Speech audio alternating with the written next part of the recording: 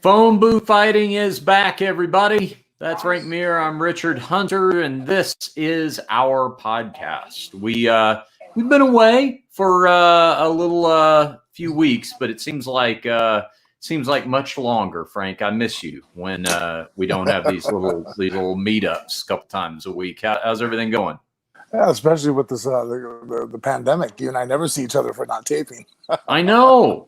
We don't. We talk on the phone, do the text and all that. But anyway, it's always nice whenever we hit one of these little patches.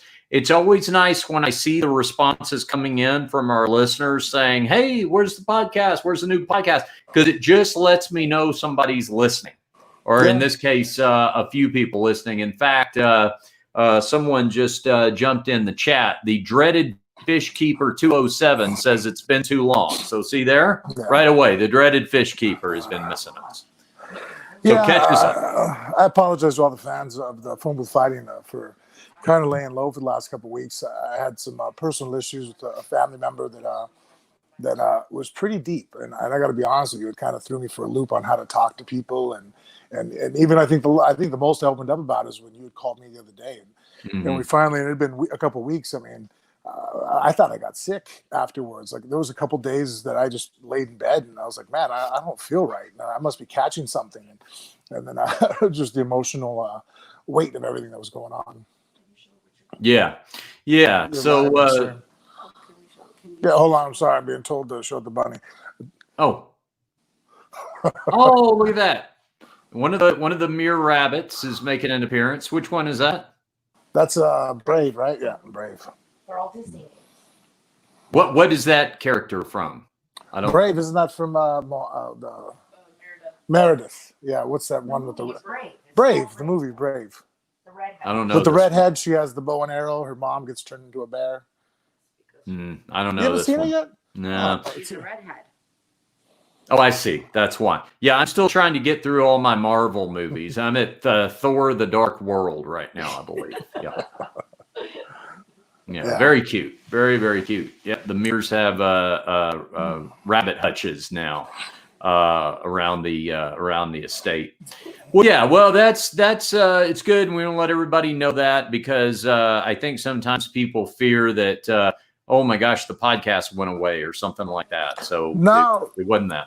And in fact, my intentions were to actually do the podcast during the situation, and I think I even texted you a couple times, like sure, because that's a lot of things were happening in the news that I wanted to talk about. But then I found myself maybe being very an emotional state of mind at the time. It probably safer that I didn't record anything that was coming out of my mouth. Did well for my career. But I mean, just to put it to everybody, instead of beating around the bush, my father-in-law has had he had stage 4 cancer for about 15 years. And he did an end of life choice, where basically in the state of California, and there's 8 other states that allow it in the U.S. that allow you to basically, if you're terminally ill, to end your own life. And I had made a promise to my father-in-law that I would always be there to help him with it, especially as it got later on, and he might not have been physically so able to, which that didn't become the case. He was physically able to take care of the situation, but we were there for that, as far as helping him, get the medicine, learning how to make it, how to put it together and administering it and giving it to him. So, I mean, obviously he has to be the one to drink it, but up to that point, I was the one helping to put it together. And so that was just, hell, you're sitting there talking to somebody that knows that they're going to be passing away in the next few hours and hearing the things that are coming out of them and talking to them and just, it put life in a different perspective for a little while for me. And, and I think like anybody, sometimes it can be a little much and a little depressing. And I think I kind of went that route for a little while. And now I'm, bouncing back and realizing that that's very much a part of life. But that's not the essence of life itself. It's one stage in our journey. Yeah, it was, I told you, but I mean, I just had so much respect for you for being able to do that, because it's one of these things where in my mind, it is 100% not only the right thing to do and the best thing to do, but it's so important that kind of option is available to people, should they choose that path. Like, I don't have any qualms about that whatsoever. And that being said, it's awful. Like, Yeah, no. the whole thing just is there's just no good life. Life is just no damn. No, I mean, it's rough, like you said. I mean, hell, I've had to put dogs down, and I think we understand that's a humane aspect of life. You wouldn't let an animal suffer needlessly, knowing that there's going to be no turnaround. Yeah. And that's a horrible, hard choice that that most pet owners are going to have to make, regretfully. And and I always I've always said that it's amazing that in our country we afford more humanity and dignity to animals than we do to humans. Here you have somebody who is, cancer's in their bones. There's no coming back. And now if anything, they feel like their dignity is being ripped from them while their family watches them waste away.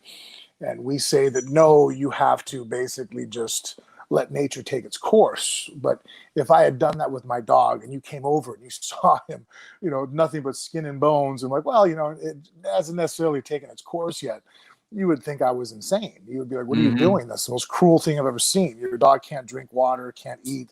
No, but he hasn't died quite yet. So he still has life in him.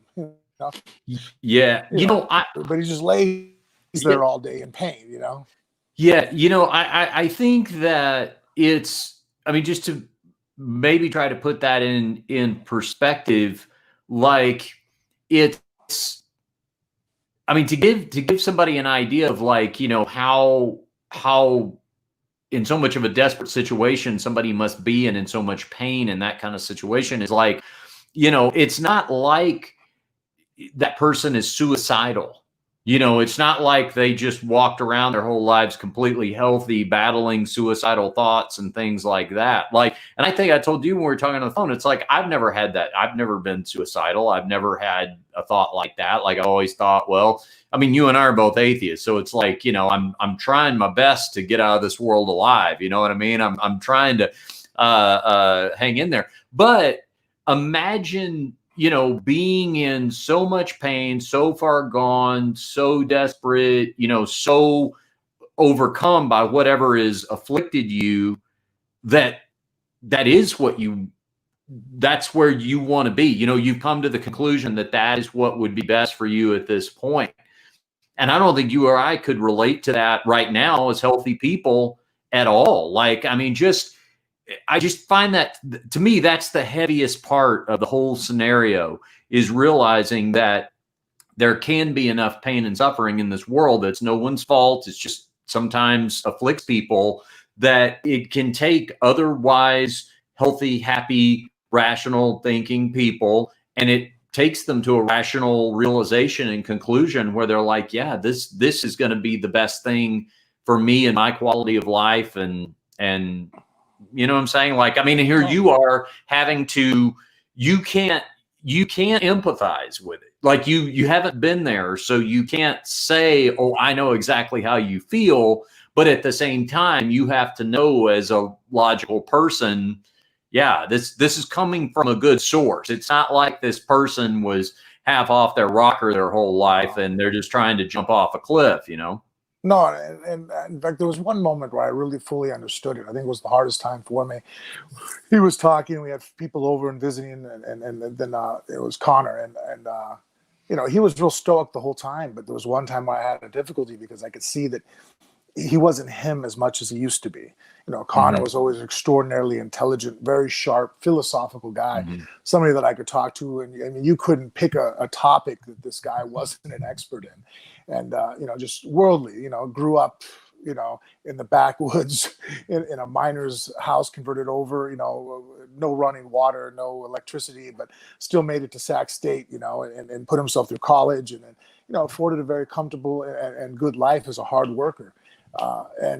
Even towards the end, I mean, that was the part that actually caught us by surprise, is that how quickly he succumbed. But I realized that was just because he was so resilient to withstanding the pain that he was already on a stage 7 or 8 out of 10, whereas most people start to complain when they get to a 5. And here he's walking around at a 9. And when he finally succumbed to the injuries or to the cancer, he went quickly. But that's only because we didn't really get to see everybody. We didn't get to see the slow degradation of his health. He hid that. And again, towards the end, he was so stoic, but there was a moment when he was talking and he kind of put his head down, and I could see that, and I understood why he had feared that more than the death itself, is that here people are looking at him and he is not himself anymore, and, it's almost like a person who's, and he was that and babysit the class all night long. He would enjoy it, have a good time, but there was no, he never got out of control. He wasn't the type of guy that, that let any kind of narcotic take his mind away from him. So to sit there and watch the pain and the pain medication, do that to him, that was rough to watch. And I finally understood why, as a man, that he just, or as a human being, that he was like, I don't want my children and my wife to watch me, basically waste away and feel guilt and basically string out the grieving process.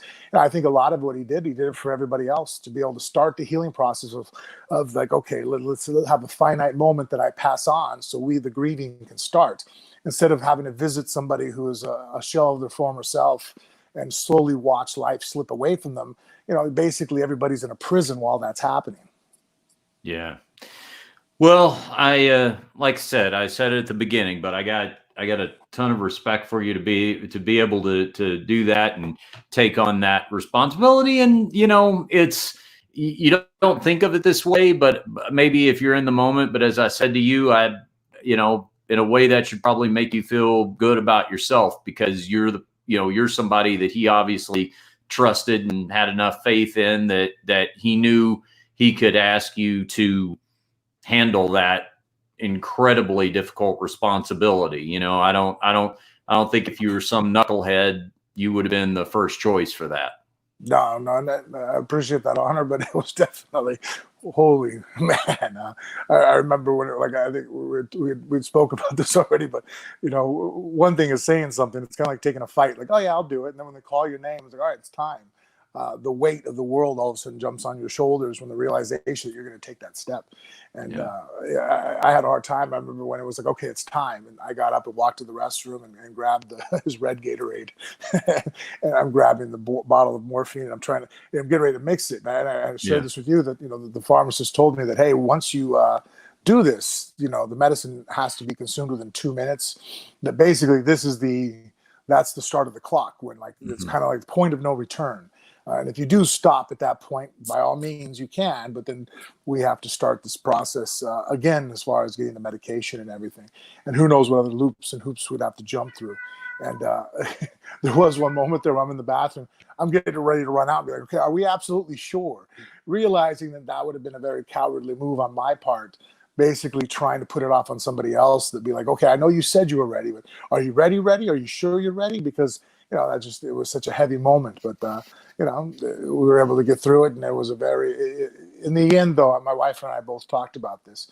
Obviously, no one wants to leave this world.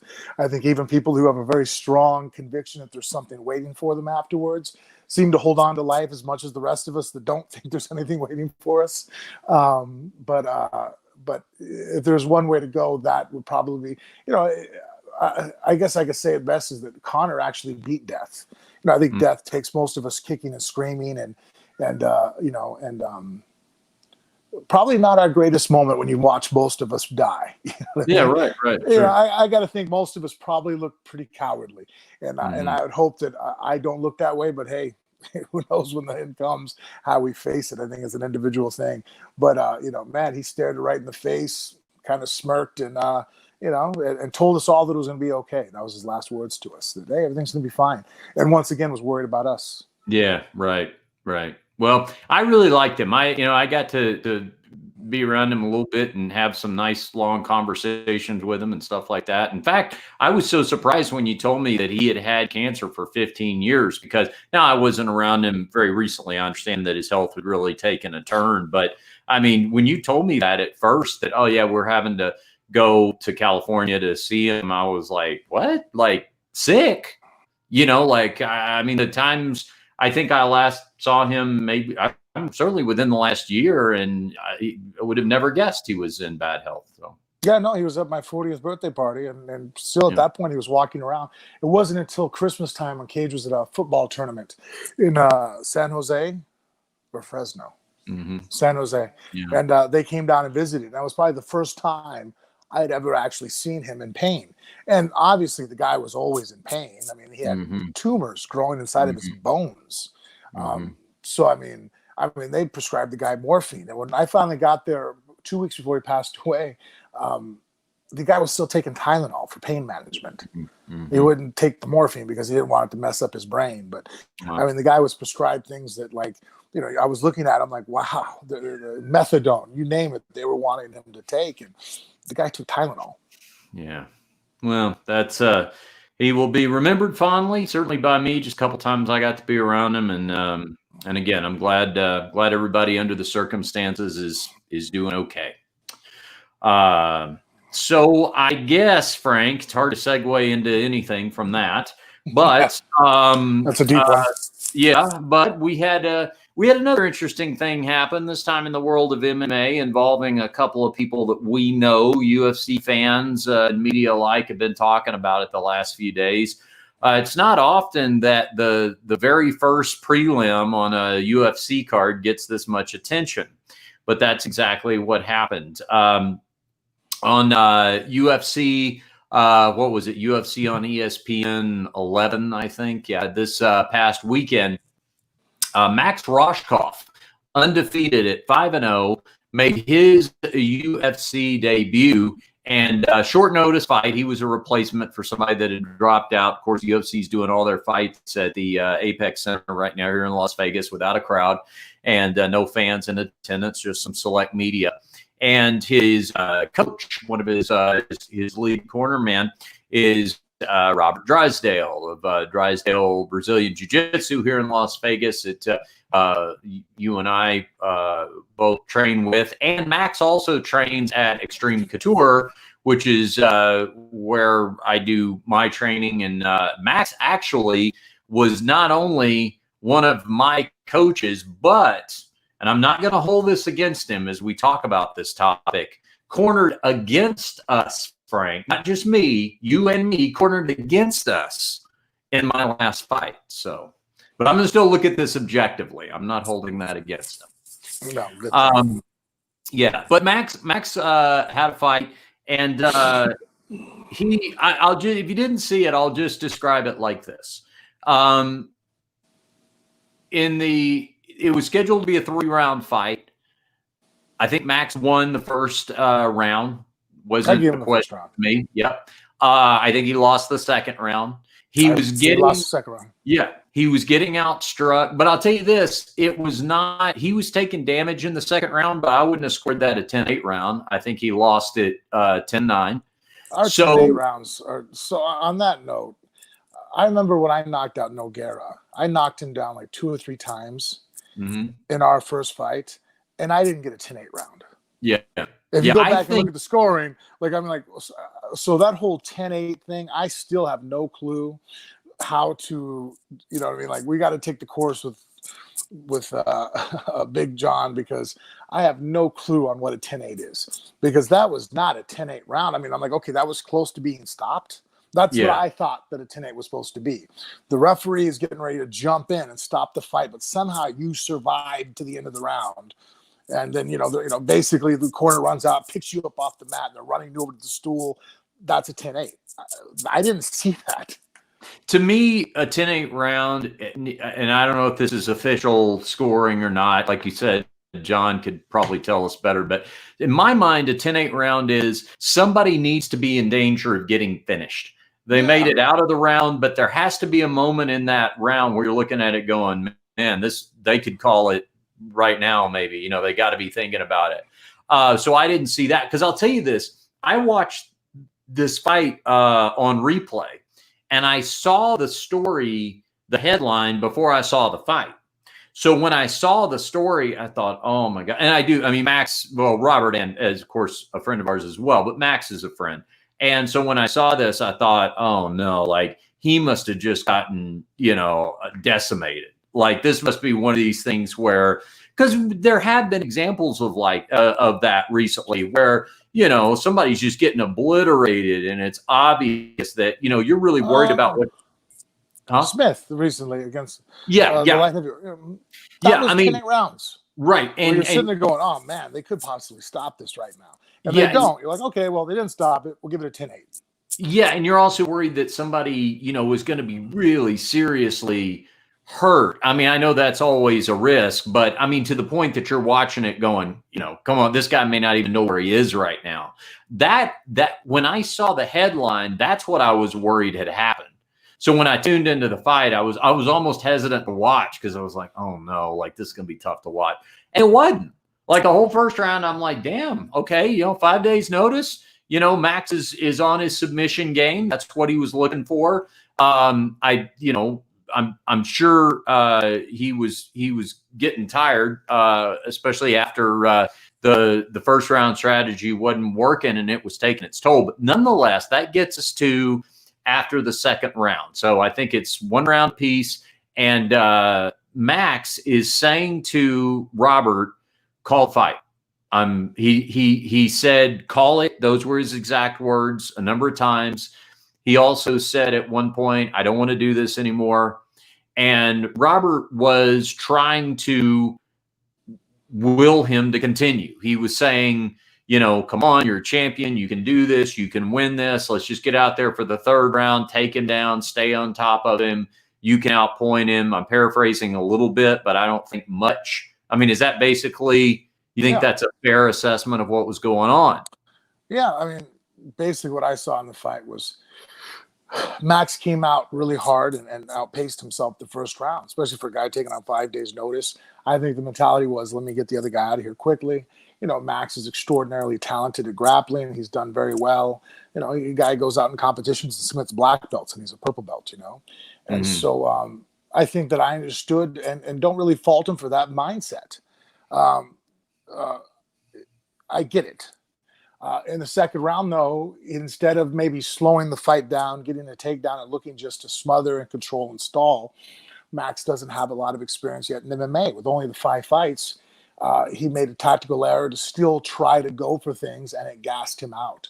So when he walked at the end of that second round, he had lost it. I think that it's somebody that, and really Max was not used to being in that position. It's been a long time since basically Max has been on the losing end of a round or any kind of confrontation in the gym. And so he panicked. Pure and simple, he panicked. That's what happens to people when they get pushed hard. We panic, we stress out. You want to say you broke, whatever the case may be. It happens to fighters all the time. In fact, nobody's great that I've ever met that hasn't had that moment in their life, because that means you've never been pushed hard. I mean, hell, our whole military system is based off of that. You guys go to a basic training, they keep taking you to different levels. If you want to go higher up and become some tier 1 guy, you're going to be broken. They're going to break you mentally, and they're going to then rebuild you. The problem is we got to see Max have a breaking point on TV.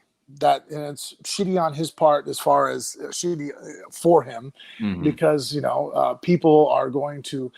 First of all, Max a fighter, and we have a lot of fans of our sport that are guys that could have been fighters. They maybe played baseball and football and basketball, and they sports, but they had it in them. They just did a different route in life. So when they look over at fighters, they appreciate it. We also have fans in our sport that are jealous and angry and know that they don't have the balls to ever be a Max, to ever walk up those stairs. They'll never do it. They never will. They just don't have it in them. So they're always looking for opportunities to watch a guy falter. And that's the part that makes me mad, is that those people got to see Max break. And that's what happened. And for Drysdale to try to talk him back into it, I text Drysdale immediately after it happened, told him, you're 100% right. Like, I would have done the same exact thing in your position.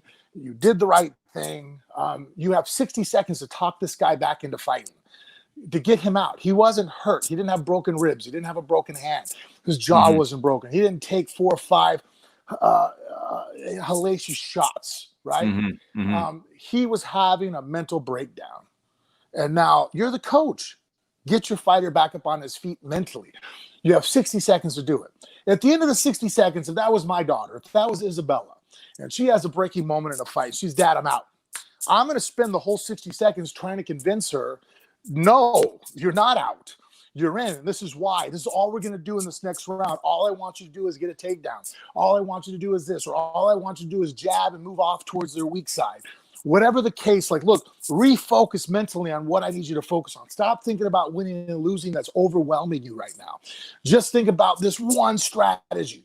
Let me be your leader now. Like, you're breaking down. Hold on to me and listen to my voice, and I'll carry you through this. And that's what Drysdale was trying to do.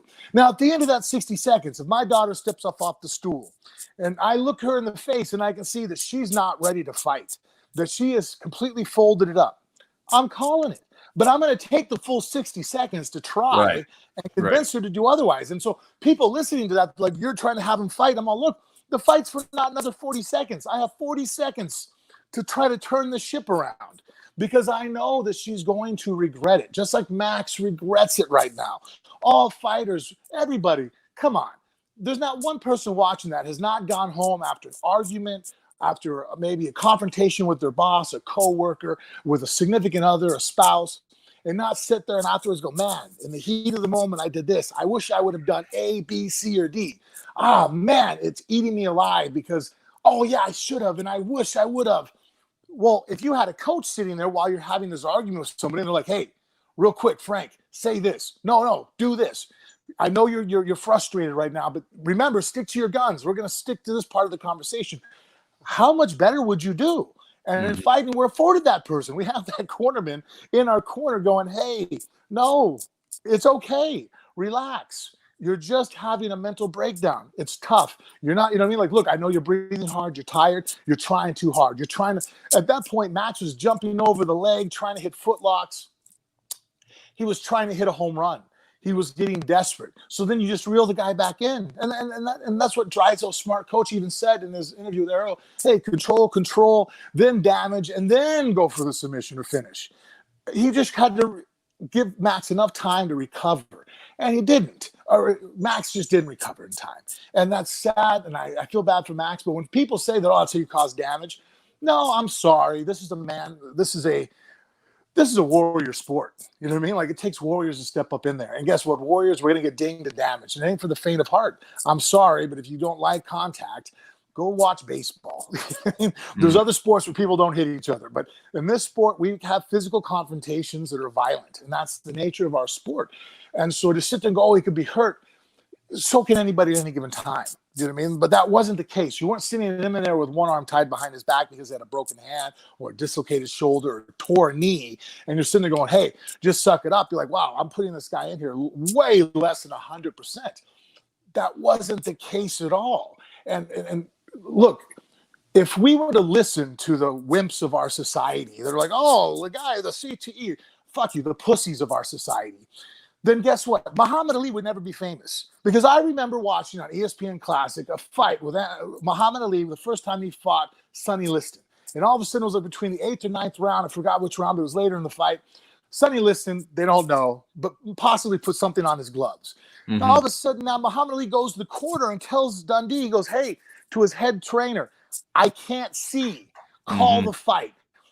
Ali panicked. Ali couldn't see, and rightfully so. He had a bear of a man in front of him. He freaked out. He wasn't hurt, but he was scared, and he mentally broke because of the adversity in front of him. Dundee rubbed his face up and says, hey, relax. Move around. You're faster than this guy. Your vision will come back. Muhammad Ali did not have that in him at the moment. If it was up to Muhammad Ali, he was going to quit at that moment. Ali quit in the fight. I don't want to be here. I can't see. Get me the hell out of here. I'm scared. Dundee, the cornerman, goes, no, you don't. I know better than you do what's going on. I can see into you that you need to step up and rise at this occasion. Dance around, clear your vision. Muhammad Ali ends up winning the fight, becomes heavyweight champ of the world, and ends up becoming one of the greatest boxers of all time. Had Angelo Dundee been a pussy and goes, oh, he can't see, he wants out of the fight, I'm going to let him out of the fight, we wouldn't have had Muhammad Ali.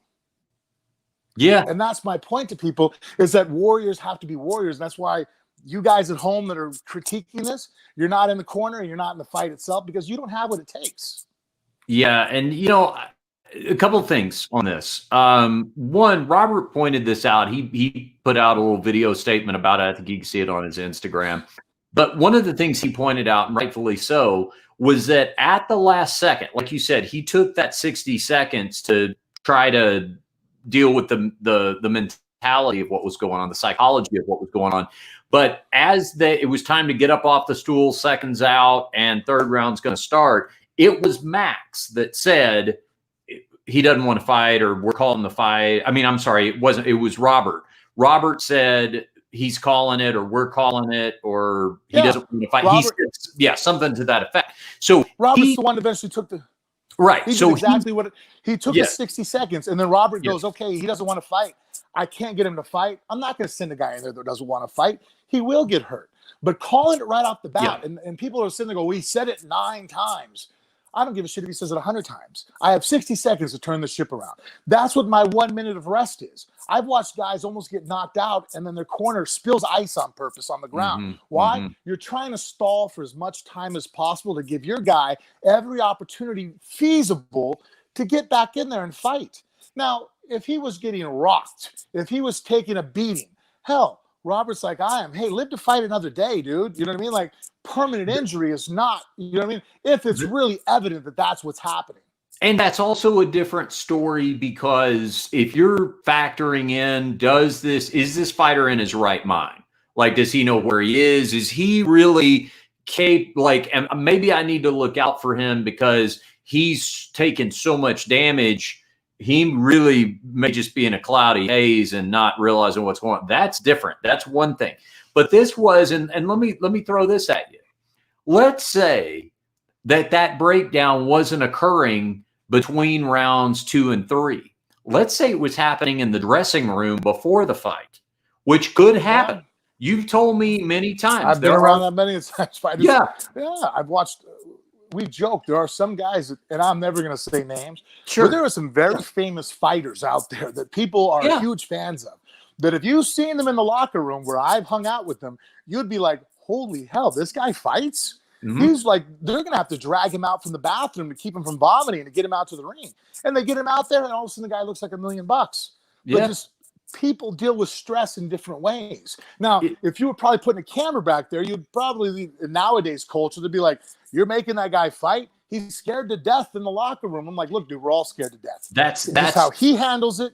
Yeah. And we know him better than you do. Stop it. We're going to get him out there. This is what he wants. See, that's my point. If that was happening before the fight, let's say, somebody got the jitters and they said to their coach, I don't think I can go out there and do this. Is that right there where the coach is supposed to go, oh, inform the commission, fights off, we're not coming out. He just said he doesn't want to do this. Or, is that malpractice? Or is it then the coach's job to talk to him? Look, bottom line, if fighter doesn't want to walk out, he's not going to walk out. If he doesn't want to walk in the cage, he's not going to walk in the cage. But that coach's job, I mean, I've told you this 100 times. The little bit of experience I've had doing it, people have said to me, man, that must be really cool to have, Frank Merrick corner you. And I was like, yeah, it's cool. But I'll tell you where it was valuable was keeping my head together.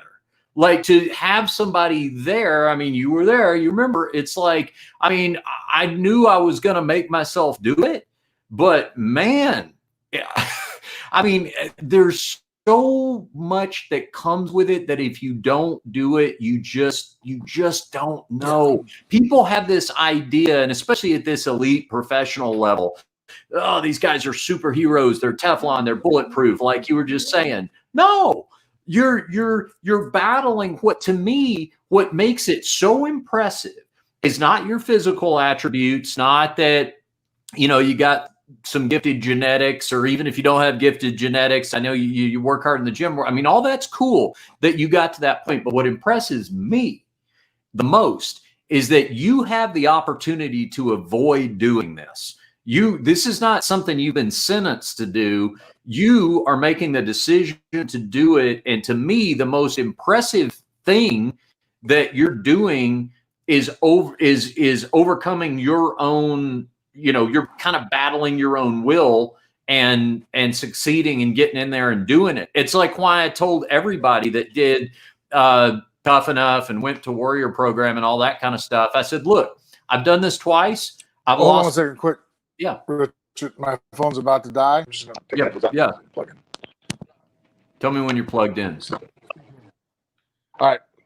I'm not So, gonna die now. Go ahead. yeah. So, but you know what I told everybody in that's thought about doing it, right? Just taking a little amateur fight. What I told them about it was, look, I got in there, I lost both fights, but I'm undefeated when it comes to fighting myself. When it comes to battling the, you know, the nerves and the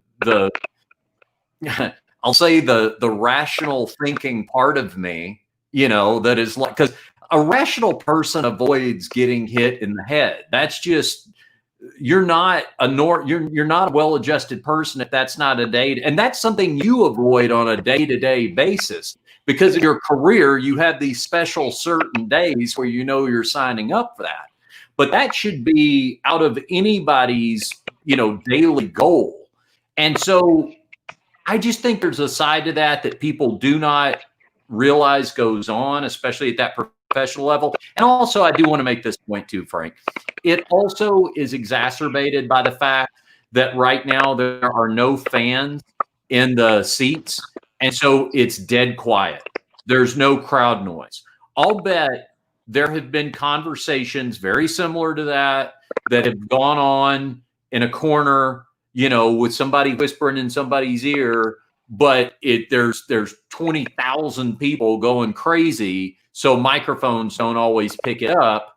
And unfortunately for Max, he happened to be just fighting in a basically empty arena, and so you can hear all that, you know. And the thing too that you're trying to do as a coach is that Drysdale's a fighter before he was ever a coach. Yeah, he's a high-level fighter.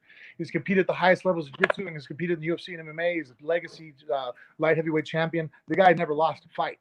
Yeah. He just, I've always told him as his friend, he burnt the candle from too many ends. Own a gym, run seminars, become a professional fighter, jiu-jitsu competitions. I'm like, bro, it's too much. You can't be a coach and a fighter at the same time. Not high level of both. And so, you know, the only thing that people are not getting is that, yeah, there is a reluctancy to want to make a guy not quit, because we all know the No Mas story. Even if you're not a boxing fan, I'm sure you've heard of No Mas, right? Roberto Duran and Sugar Ray Leonard, where he said on the 7th or 8th round or whatever it was, no mas, I want no more of this. And that really hurt his career, because it is a certain machismo when it comes to fighting, that like, oh, you're supposed to not want to ever quit unless it's really bad. Now, in MMA, I think we have it a little bit less because they understand that, oh, well, we tap. In MMA, people do tap to avoid injury. So maybe quitting in MMA is not so bad, but it is the way Max did it. Drysdale understood that, Max, you're going to regret this. Not that he can't come back from it. Not that this might not drive Max to be the greatest fighter at 155 ever, because it's going to burn him every time someone brings this up to him, that they watched Max break. And it's going to upset him, because trust me, on a list of everybody I know that would ever do that in a fight, Max is probably at the absolute bottom. I've trained with him. I've hung out with him. We've done speaking engagements with children. I've heard him tell his life story. I would never have guessed that would have happened. And Drysdale knows him much better than I do. Says the same thing. He's like, wow, I didn't see that coming. It took me back. It shocked me. And if Drysdale, who knows him so well, can say that, I think all of us can. Like, wow, I didn't see that coming. So all Drysdale was trying to do is like, hey, even if you don't win this round and don't win this fight, don't end it here. You're not getting hurt to the point to where, you know, we're risking your career here. You're not getting taken down and ground and pounded into the next zip code. The guy didn't put you in 4 or 5 submissions and bend your arm out or almost torque your shoulder out of socket. You know what I mean? Like, you're not in that kind of trouble. You're having a bad sparring session, and I get it. You're being embarrassed. He was being embarrassed. He was getting, you know, beaten in a way that didn't make him happy. He freaked out. So Drysdale was just trying to get him back on his horse to go back out there and be like, look, just get the takedown. You can hear how Drysdale's talking to him. Mm-hmm. I agree. Like sometimes when fighters freak out, it's because you're seeing the big picture. I've done that myself. You sit there and go, oh, I got to win the fight. No. I got to win the next 5 seconds. And then 5 seconds after that, or the next engagement steps up. That leads to victory more often than not. You can't think too far ahead that, oh, I'm going to win this whole, it's like thinking about. Oh, we lost Frank there for a second. Frank will jump back in here. I see you guys with the questions in the chat.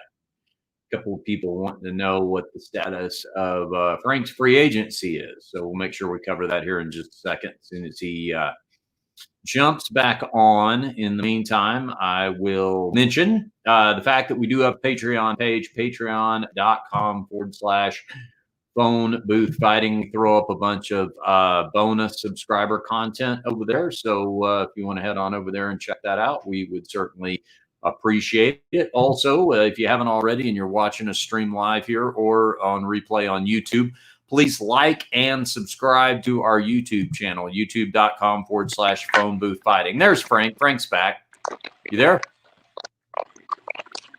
Sorry, man. I think they cut me out. That's okay. Anyway, that's okay. My point being, your passion was breaking the internet. It was just my point of trying to say that Drysdale was just trying not to have Max do that. Call it. Especially because Max didn't call it, because Max, it wasn't like his ribs were busted. Max didn't take a shot that rocked him. He was embarrassed. He was frustrated. He was angry. He was emotional, and it broke him mentally. To be on the losing side, to be getting, in his mind, he's getting his ass kicked now in that second round. Max isn't used to that sensation. He got very uncomfortable. He was in new territory. He's in front of a lot of people. Here's his dream. It's not going according to plan. He broke, and that's okay. People break all the time if you're pushed hard enough. That's why we have those guys in our corner to help inspire us, to help pick us back up. Even me. Look, I'm probably one of the smartest people ever to fight in MMA. I still have people outside the cage to talk to me, because when you're in it, you don't see as clearly. You know what I mean? You need that outside perception. I mean, look, I don't care how great of a quarterback anybody is. I mean, you get Tom Brady. He needs Belichick on the sideline. And even Belichick, as good as he is, he has guys up inside the booth, up top, looking down. You have to have other perceptions, other perspectives of people helping you out. And that's what Max has Drysdale there. And that's exactly, Drysdale accomplished his job. And the only reason why he's getting grief for it is because Max didn't accomplish his. If Max came out there and fought and done well, people would have been applauding Drysdale for talking his fighter back into the fight, picking him up when he felt like he was down. Drysdale would be the hero right now. But now he's a villain because he wanted to push a guy past his comfort zone. Because I think too many people at home could relate with what Max was going through. They were sitting there going, oh my God, that's me. That's how I feel. I don't want to go out there either. I wanted to stop. That's what I would do. And you're right. That's what you would do. And you wouldn't want a Drysdale to push you. So you look at Drysdale as the enemy. But Max doesn't see Drysdale that way. And neither does anybody else who's worth their salt as a fighter. You look at someone like Drysdale and go, that's the kind of guy I want in my corner. So when I do have a bad moment or I am scared, somebody who's intelligent and passionate and has my back, that's priceless cornerman. I got a question from Alcatraz here. He wants to know, would you guys cut Max or give him another shot? Here's what I'll say. The UFC is usually, and rightfully so, kind to fighters who take fights on short notice. They take that into account. You most often see it when somebody can't quite make weight. Maybe they're a pound or two over, but they go, well, they took that fight on short notice. But I think that's also, I'm getting a lot of noise on your end, Frank. Do you still have? Plug it back in. Yeah, see if you can do the earbuds again real quick. While Frank's doing that, though, I'll just say that, they are generally kind to people who take fights on short notice, and they appreciate the fact of the extenuating circumstances. That being said, I mean, Max is a 5-0 fighter. Every fight I've ever seen him fight has ended in the first round. I don't think he's ever even gone to a decision unless there's a fight I'm not thinking of. But, maybe he's a young guy. What is he, 24 or something like that? I mean, he needs to 25, I think. Yeah. So, go out, maybe build that resume back up, take a few more fights out on the, in high level regional promotions and then make that return. I was glad to see, Dana White defended him. He was like, listen, I got no problem with him quitting. This is what happens in fighting, just like you were saying, Frank. Now, that being said, I think Dana's general assessment was he didn't see somebody who he felt like was ready for the UFC right now. But I would say just go out and go back to doing exactly what Max was doing before that UFC fight, which is dominating high-level, smaller promotions, and then get ready for that second shot at the UFC. I disagree. I think you don't cut him at all because I think that in so many ways that'd be a bad move for the UFC.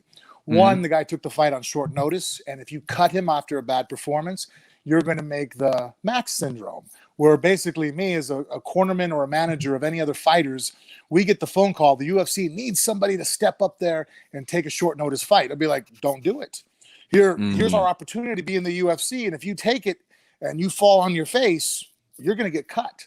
So instead, I think they have to go ahead and give him one more because that way it shows on their part, hey, if you took a fight on 5 days notice and you don't look the best, we get it. Don't be scared. You're going to get a second opportunity because you did us a favor. I think second, Max has already had more attention than any other fighters on the prelim. So it's all about, people watching fights, viewership. Trust me, out of everybody on that card, Max has gotten a lot more attention, maybe not in the most positive way, but at least he has a story, a narrative, and somewhere to build up on. So you have a fighter that now you can build, and there's already a narrative. Do you really want another show to come along and take that narrative from you? I think that in almost every sense of the matter, I can't think of any reason to cut Max. Well, that's a good point. Also, you brought up the fact of, the syndrome. I guess another thing you could think about too is that it would send a bad message that if you're in that situation, you better not quit. Because if you do, that's going to be it for you. And then you're going to have people really putting themselves in not making the best decisions for And there's for the third themselves. choice going on right now. A guy says he doesn't want to be there. And now his cornerman really pushes him not to be there because they're going to sit there and go, remember, they're going to cut you if you quit. So now the guy goes back out there, not wanting to fight, but just not wanting to lose his job. Something bad happens to him. And then he interviews afterwards and goes, I didn't want to quit even though I was being hurt because the UFC would cut me. Look what they did to Max. I mean, there's so many bad narratives in there for cutting him. And to me, it's like, look, you obviously needed him. You made a call on 5 days notice. Guys pull out of fights all the time. There's enough low, of entry-level competition that you can give Max fights now to build himself up. On the local circuit, he's dominating. He needs to fight on the UFC level. Yeah. Well, Max is the real deal. He wasn't, and he also, it wasn't like he got exposed, like he didn't have any business being in there or anything like that. We've seen those kind of scenarios happen before where you see somebody and you're like, look, this is a pretty good fighter. Obviously, they worked their way up to being here, but once they got here, they really probably shouldn't have been in here. I mean, he won the first round. And even though he lost the second round, again, I mean, not to just repeat ourselves, that wasn't a 10-8 round. It wasn't like he was getting knocked from, here to oblivion. So to me, and also too, what do you think the fight would have looked like if this was his fight that he'd had scheduled for the last 8 to 10 weeks, and he had a camp, and they gave the other guy 5 days notice to show up? Yeah.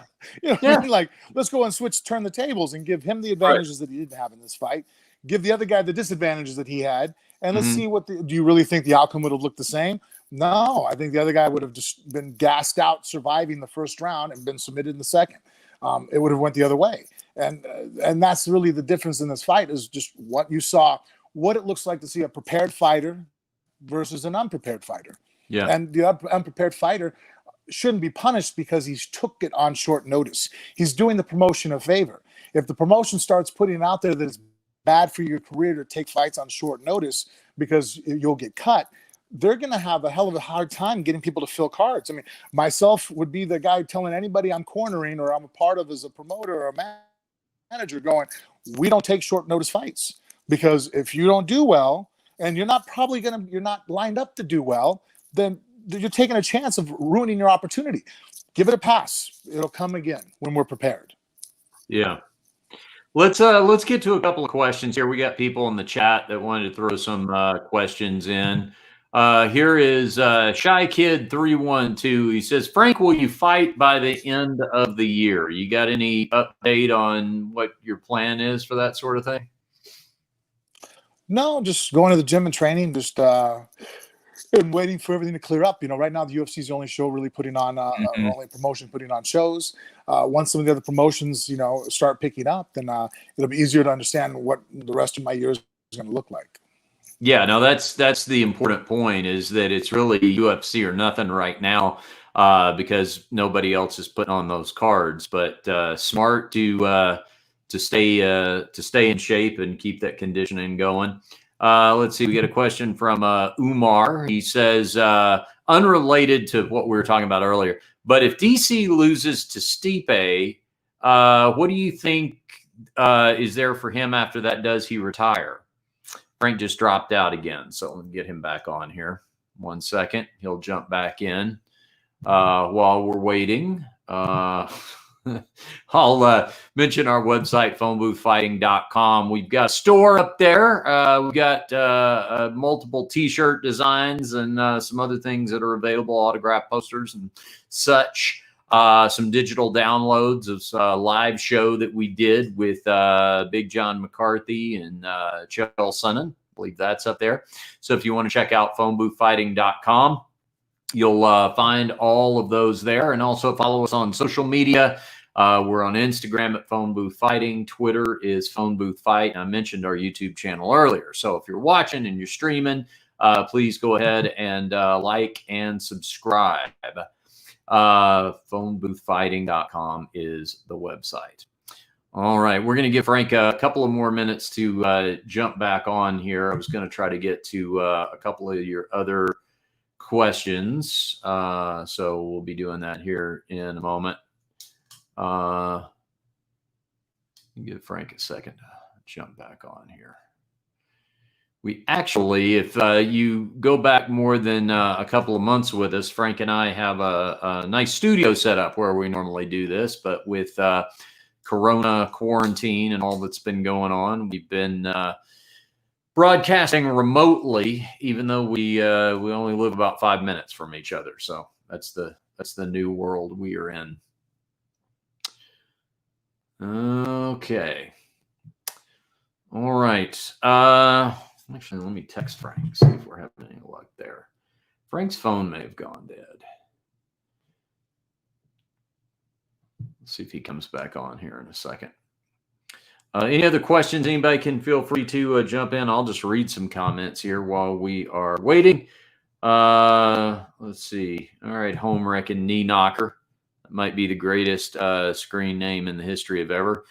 Drysdale gym fighters are garbage, plain and simple. Sorry for the painfully blunt truth, all you snowflake boys listening. Well, I would not concur with that. He's had success out of that gym with a number of people over there that train. And I really think if this is the one and only time that anybody has seen Max, it's not going to give you a really accurate impression of what this guy is capable of doing. Yes, the Whatcast checking in. The quarantine beard is gone. Yeah, the quarantine beard did go, Whatcast. I had to get back out into the real world, which meant that I'm masked up a lot outside the home, and the quarantine beard was not very conducive to having that mask fit tightly around my face. So, but the good news is, if you ever want to see it again, it only takes me about 3 weeks, and I'm back at full beard. So not a problem there. Let's see if we got anybody else. We may, yeah, I'm trying to get to you, Umar. we may have to wrap this here in a second if Frank's phone did indeed bite the dust. See, let me tell you about the inner workings of the Mir household. So there are 3 kids in the Mir household, and they are at one time. And so all of the charging cords are always spoken for. You can't find one when you need it. In fact, Frank has a strategy to this. I'm not sure if he's ever talked about on the podcast or not, but what he will intentionally do is when he buys charging cords, like for iPhones, iPads, and stuff like that, he will buy the pink ones for himself because none of the kids want the pink ones. So he feels like that is a deterrent to them stealing his cords. So he has a better chance of finding a charging cord when he needs one. But it would appear that maybe even with that being the case, he may not have been able to find one. All right. Well, I'll tell you what, folks, we're going to do this again tomorrow. Frank and I are for phone booth fighting.